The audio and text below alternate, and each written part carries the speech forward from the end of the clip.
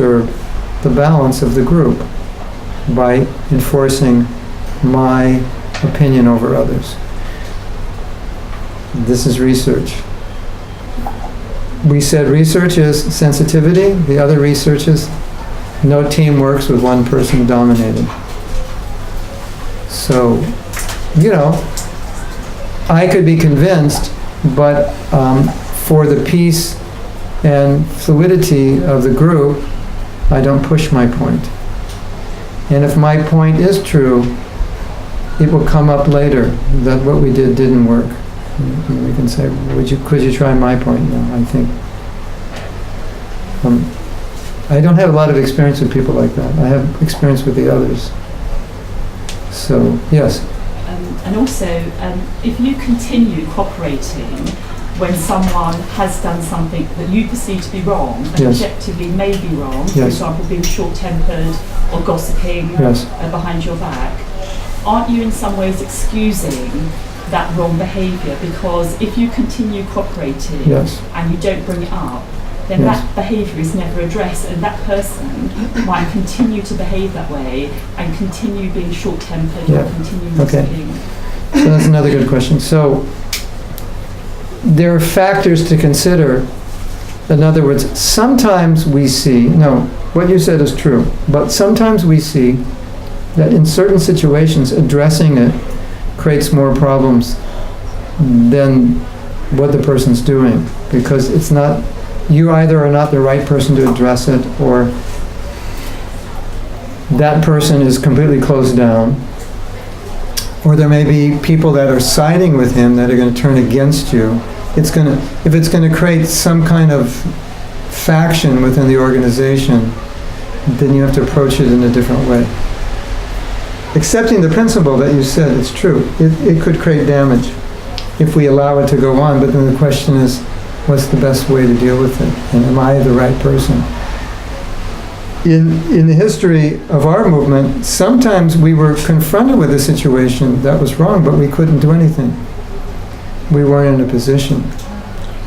And our conclusion was, Krishna will do it. And in every case, he did. Like the person who was doing something that we felt was very wrong eventually stepped down, or eventually was removed. But it wasn't us that we didn't have the power in that situation to do it, and so we had faith. So sometimes that is the only option, because there are situations in which if you try to rectify, you might be pushed out, and you might be seen as disruptive, even though, so these are just realities of working within an organization, because as we all know, justice doesn't always prevail. So, and there are sometimes other ways of dealing with it, which may be more philosophical, where sometimes in classes we discuss issues which would be helpful for the group or the organization without addressing anyone by name. We can discuss the culture, the lifestyle, and it would indirectly address problems. I do that a lot. Like I'll speak about a general topic, but in my mind it's very specific, but I don't mention the specifics because it wouldn't be proper. But I might say, I've seen situations like this, or there are situations in which this happens because we misunderstand something and we should deal with it this way. So sometimes it works that way. And these are sensitive issues because you're dealing with two things. You're dealing with, you don't want to perpetuate something that's wrong, and you don't want other people to suffer because of it. And you want to keep some balance within the organization, because then you don't want to disrupt the organization. There was a situation, I don't know if this exactly answers your question, but there was a situation in which a temple leader of one of the biggest temples in the world was not following the principles in a very bad way. And some devotees left the temple and some devotees stood up and complained, and some just stayed and did service. And so when the whole thing finally resolved itself and the truth came out, the devotees asked Prabhupada, what should we have done? Because some devotees just stayed and kept quiet. Some devotees protested and some left. And Prabhupada said, it was good that the devotees stayed and cooperated, and it was also good that they protested. And he said that if they left, that the temple would have fallen apart. So this person's in charge, but he's not qualified, he's making mistakes. But if I work with him, at least the temple can be maintained. And then Prabhupada said, but the leaders should have stood up to him. And if the leaders didn't stand up, that was their fault. But they're in a position to stand up because they're leaders. So that kind of gives both sides of the coin. Keep the balance, but do not allow deviation to continue. But the reason I gave the first answer is sometimes devotees have stood up to deviation and they were actually pushed out. So you have to be, that's part of being sensitive. Like this is wrong, but what's going to be the most effective way to deal with it? If I get pushed out, then I can't deal with it, and then there's no trust. And if I get mistreated, I may become bitter, and then I will start attacking. And the problem with that is the attacks will come back to you. And another problem is people may agree with you, and you may have a whole group that's starting to attack. So we want to avoid that, because it goes back to the 19th chapter of the Gita. In other words, I know something's wrong, but what's the Krishna conscious way to deal with it? Like, it's the how. You have why, what, and how. Mission, vision, and values. And the how are the values. Why do we have ISKCON? To make the world Krishna conscious. What do? We distribute books, we open temples, Rath Yatra.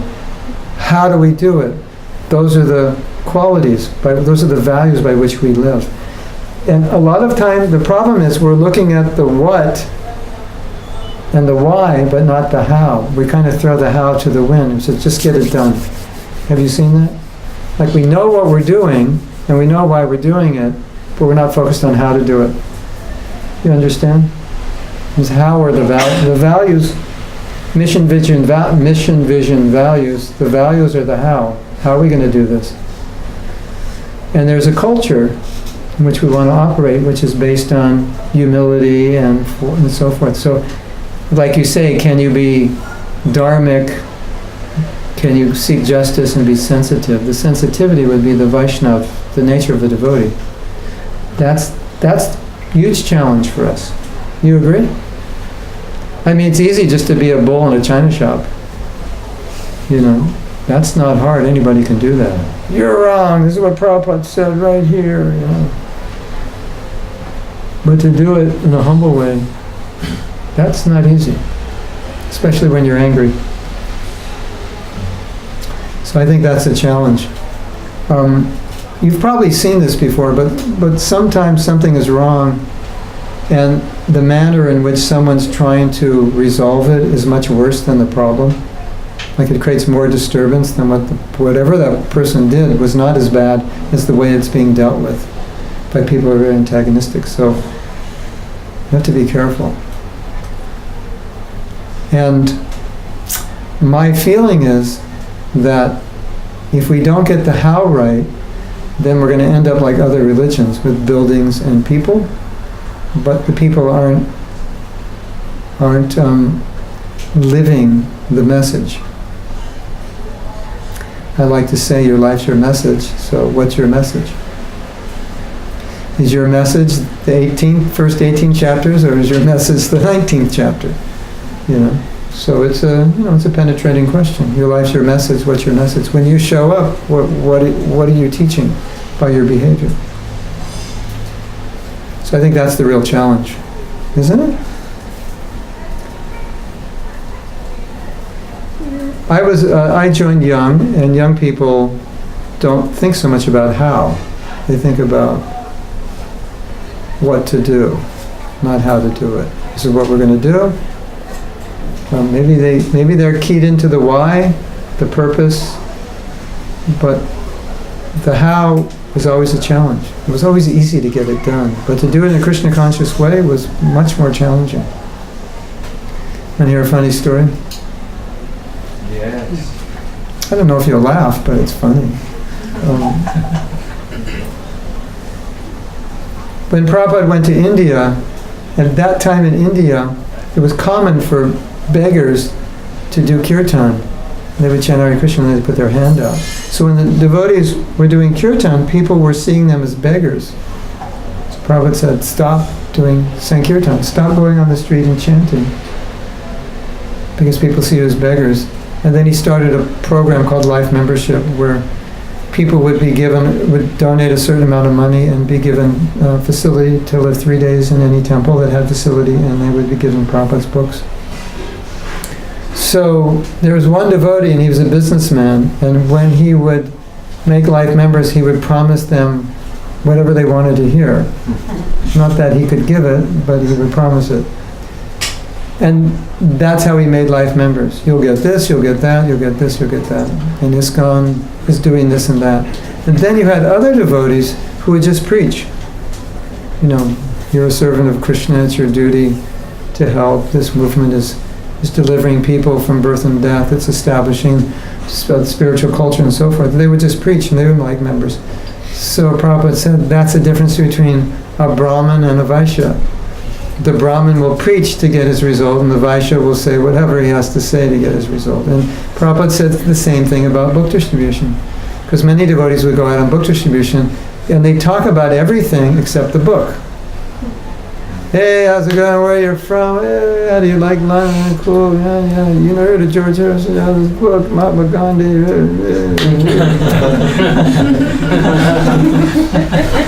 You know, everything but the book. And there's others, you know, they would talk about the philosophy and they'd sell the book. So Prabhupada said the same thing. That's the difference between a Brahmin selling a book and a Vaishya selling a book. So he wants us to be Brahminical. So you could say how you resolve a problem. Do you resolve it as a Brahmin, as a Vaishya, as a Kshatriya, or a Shudra? We want to do it as Brahmins. And Brahminical is it's equipoised, it's sense controlled. That means that we're not emotional about it in a bad way. And we're very sensitive and understanding. So to me, that's the challenge, and I'm not saying it's easy. And then the other part of the challenge is when you try that and it doesn't work, then what do? How do you now tolerate that? And where do you turn, and how do you process it personally without losing your enthusiasm? You agree? That's a challenge? Like it's going on and it's wrong. Now you're fortunate. I probably visit 20 temples a year, so I get to see 20 temples of things going wrong. You only get to see one. So it's harder to tolerate 20 than it is one. And because I think I'm so smart, it's even harder for me to tolerate it, because I can tell you exactly how to solve the problem. But of course I'm not going to, because you didn't invite me to tell you that. So I just keep quiet. And I give workshops and I speak generally. So it's a reality. And every sannyasi who's traveling and preaching, he sees things that are going wrong. And some of the sannyasis traveling and preaching are very good managers. And the better the manager you are, the more tolerant you have to be, because the more clear you are about what's going wrong. So it's just a reality. And of course, you know, if you really want to point out what's going wrong, then sometimes we'll say, well, are you willing to take a management role? Because then you can do it. Are you willing to take certain responsibilities? Instead of just saying, this is wrong, are you willing to work to correct it? So if you're taking that position, it's easier to point it out, because now you're working with the management team. So sometimes you have to do that. And that's why I don't say things unless I'm asked, or unless it's really bad, and I'll say, this is not right. Because if I'm not willing to take those roles, and they're not asking me, it's not my really position to do it. Although sometimes I might mention it to the GBC that I think you need to correct this. And some praying also is good. It's a test of our tolerance.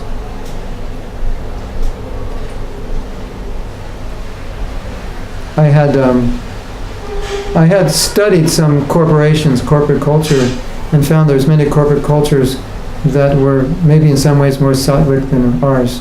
And that was really depressing for me to read. Really, really good things like this one company every afternoon after lunch, the whole company stopped working and they all went on a walk together. There was only like 17 people, but they were near a park. So very family oriented. Or a company where they took breakfast together every day. The boss paid for breakfast. And a company that wouldn't hire anybody that everyone working there didn't approve of. Or like Google, or every week or every month, everyone in the company, they have a call for everyone in the company, and they tell everybody what's going on, things like this. And many other things. And I was getting more depressed with every book I read. Because I think these are really good ideas. We should, and why aren't we doing this? And why did they think of it and not us? And those are just realities. We have priorities. We have limitations. And maybe sometimes we're not doing as well community-wise as maybe some other groups. And that can be depressing, discouraging, frustrating. It can make us angry. Yes? I went to a retreat center in America. So there's a couple big retreat centers that are basically hosting people like Deepak Chopra and people teaching Ayurveda, yoga, self-development. So my wife was doing a teacher training there, yoga teacher training, and I stayed with her for like 2 or 3 days. So I had a lot of time to study the place. And it's my nature. If I'm somewhere, I kind of study what are they doing and how are they doing it. And I was totally frustrated when I left there. And the reason I was totally frustrated is that they were so together. I could see that every inch of that place, they thought about what to do with it. Every color, every ad, every flower, every blade of grass, it was thought exactly where it should be, why it should be, how it should be, why it should be this color. Everything. It was amazing. You could see, at least I could see, how well thought it was. And then I'm into music, I know something about sound systems, and they did a kirtan program that night, and they had an amazing sound system, and they had someone who actually knew how to use it. Isn't that amazing? And then they had the local musicians there who accompanied the kirtan artists, and they were all like really good musicians. Tabla, guitar, bass, not just, hey Prabhu, can you play kartals?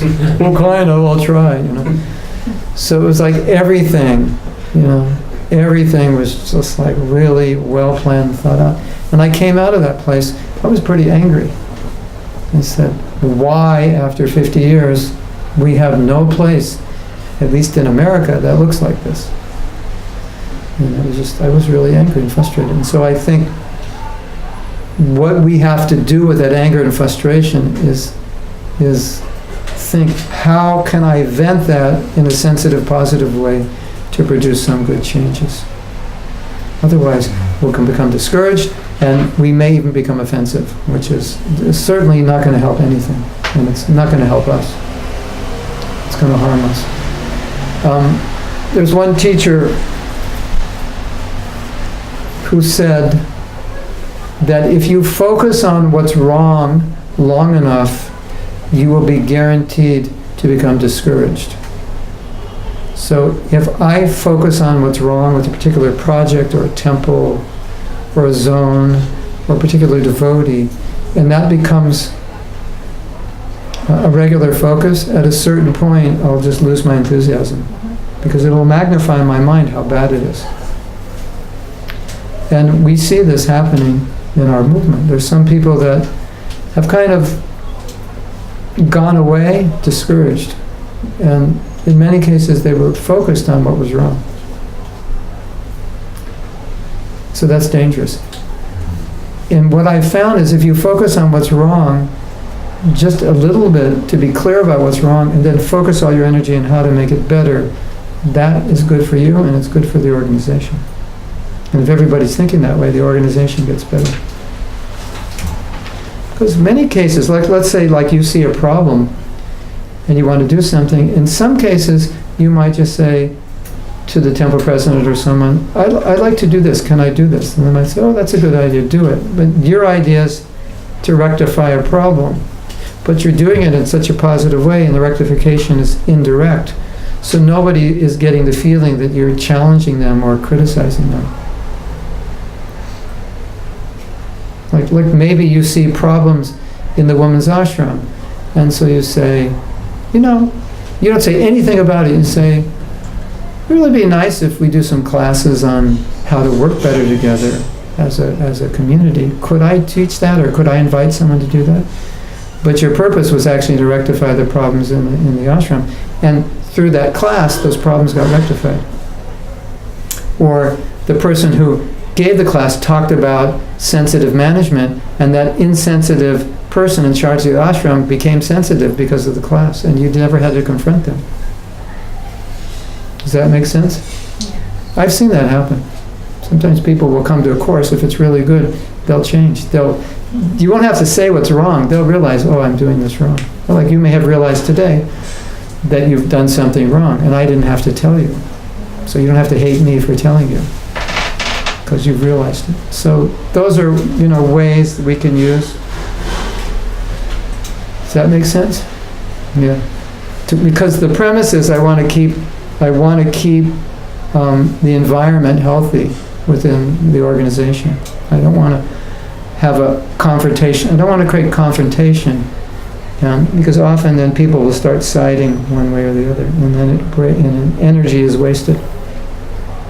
We want energy to go in a way that's positive. That's going to be healing and improving things. And as you know, or many of you know, a lot of times energy goes in other ways to bring people down and to oppose people. And then we lose enthusiasm by doing that. Does that make sense? Yes? Now, is that easy to do? No. Is it necessary? Yes. Is it important? Yes. Is it vital? Yes. Doesn't make it easy, necessarily. But I think if we understand the importance of being unified, then it gets easier to do it. Because I will always evaluate, okay, I see what's wrong, but I'll think, if I do this, what's going to be the consequences? Are we going to be more unified or more divided?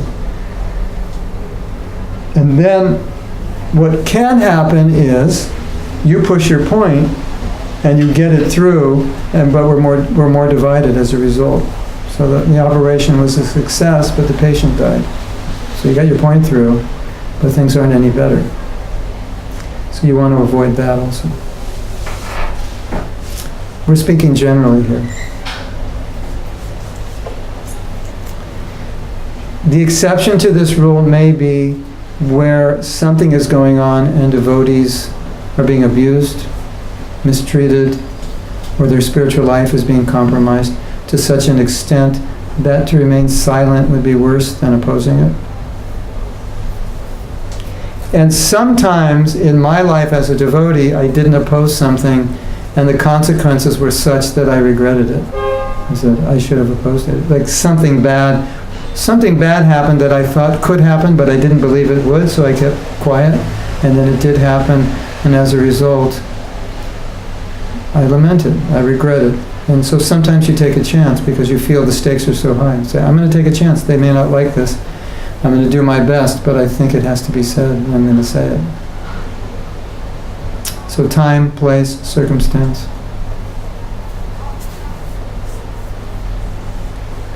And then some things are none of our business, and we shouldn't talk about them. And they've been, dealt with by enough senior devotees that we should just accept that this is how it's going to be. So you have to make that discrimination also. Because sometimes we may want to challenge something that's been discussed for months and months by groups of senior devotees, and we don't agree with it, and we don't know what they discussed, and we don't know the pros and cons that they overviewed. But sometimes we just have to say, I respect them enough, and they must have made the right decision, and they must have considered things I don't see. And we could even ask them, Would it be possible if you could publicly write out a text to explain what you discussed? Because a lot of people are questioning this decision, and I think it would be helpful if you tell us. And maybe in doing that, we would all agree with their decision. So that's also something that can be useful. If you see, like, devotees they're not happy about something going on in the temple or the country, you could request the management, or just bring it to their attention. So a lot of people aren't happy about this, and I'm not questioning your decision, but they are. And I think it would be really helpful if you explain why you made this decision and what you looked at and what you debated. So that way you can help the situation. Or you can just ask for yourself and say, I'm disturbed about this, could you explain why you did this? And sometimes, once they explain, it'll make sense to you. And you'll be surprised. Sometimes they'll tell you, I don't agree with that decision, I opposed it. But because of A, B, and C, it was the best decision. Sometimes it's like that. Like you may not like the devotee because he made that decision, and later you find out he didn't even agree with it. But for certain reasons, in that context, it was the best decision. And he said, I'm opposed to this decision, and you don't know that. So sometimes you might need to talk to them. It's like that. I have friends on the GBC, and they go, GBC made a bad decision. And he said, I opposed it. I don't agree with this decision. But this was what the body made. So I think, that's nice to know that it wasn't unanimous, that other people are also questioning it. So sometimes that helps. And sometimes you realize that maybe 10 years from now the decision will change. Maybe they're not ready for it yet. You want to hear something funny that you may not laugh at? But funny in the sense of awkward? This is so interesting, and this might pacify you a little bit. Your question is so encompassing, that's why I'm taking so long to answer it, because it deals with so many important things. In the early days of our movement, we were fairly autocratic, and so GBCs and temple presidents had, they were, I don't want to say dictators, but it was quite autocratic. And as young devotees and young men and women, sometimes they would make immature decisions that didn't reflect the kind of decision an older person would make. And even some of us who were younger could see that that was a bad decision. And sometimes we would challenge it, but not directly challenge it, but amongst our friends we would talk about it, and that would get back to the management, who thereby would laugh at us, put us down, or call us envious, or all three. Or maybe even remove us in cases which they felt that we were deviants or extremely envious or whatever. So here's the funny part. Those very things that were dealt with that way in like 1980 or 78 or 82, the very thing the devotees were saying that was put down, you're envious or this is nonsense, in 1993 became GBC resolutions. Complete 180-degree turnaround, because now people are 12 years older, 15 years older, they're not 28 anymore, they're 45, and they just couldn't see the immaturity of their decisions, and they thought the people who were criticizing them were just not good devotees. And I'm serious. This is like, because I lived through it all. And there it is. It's in black and white, as enshrined as a resolution, the very thing that so-and-so Prabhu was kicked out of the temple for saying this resolution in 1978. Did you know that? I go, no, I didn't know that. It's true. Isn't that interesting? So when you've lived through that, you kind of understand the dynamics of management and how things change. And what you're upset about with that nobody can listen to because you have, 30 years of experience with groups and communities, they'll figure out sooner or later. They'll have to, otherwise their group won't work anymore. And sometimes you just have to know, okay, they're not ready to hear it, but this is, to me, is common sense and is natural. And so someday they'll know, they'll figure it out. They have to. If they don't, the group's not going to work. Everybody's going to leave eventually. So sometimes you just have to, if you're really convinced about something and you know that it works this way and it doesn't work that way, but you can't communicate, then you know eventually they'll understand by experience, and you just have to wait for it to become a GBC resolution and hope they don't kick you out in the interim. Don't you think that's funny? Those things that were heavily criticized as, oh, these are people who are envious, or these people are really bad devotees, and therefore bad devotees say these things. They were just talking about practical things, like things which were more realistic and not so fanatical. And we were so fanatical that anyone that was realistic we thought was in total Maya. And then there it is, it's a GBC resolution. And I look at that and I just laugh. I go, wow, that is so funny. You're kicked out of the temple in 1978 for the GBC resolution in 1993. So it's just, it's a reality. It's just the way it is.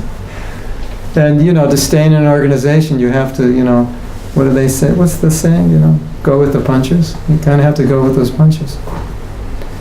And Prabhupada said, don't leave because you can't change it from outside. So stay and then work from the inside to make it better.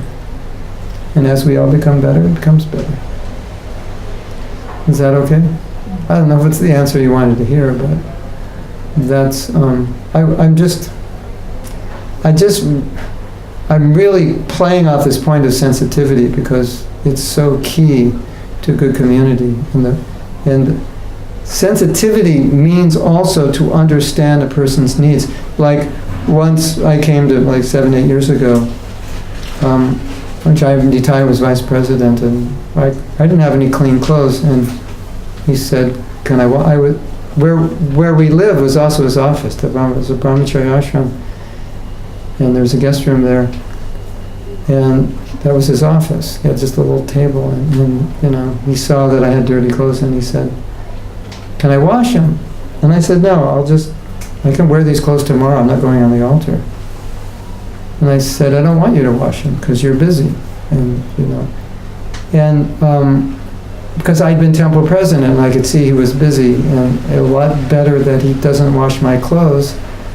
The better he sticks with his service. And for a minute he was kind of like, it was almost like he didn't hear what I said. It didn't make sense to him. He wasn't used to hearing that. And so that's where I feel sensitivity is important. Like, I can wear this dhoti tomorrow if it saves you an hour and you've got stuff and it really looks like it looked like he was stressed out. So why should you, or I can wash my dhoti. So I think those kinds of little things go a long way in an organization. Well, I came to Soho, they didn't even wash my dhoti, I'm never coming back. I could have that. I'm a Prabhupada disciple, and I can't even get my dhoti washed.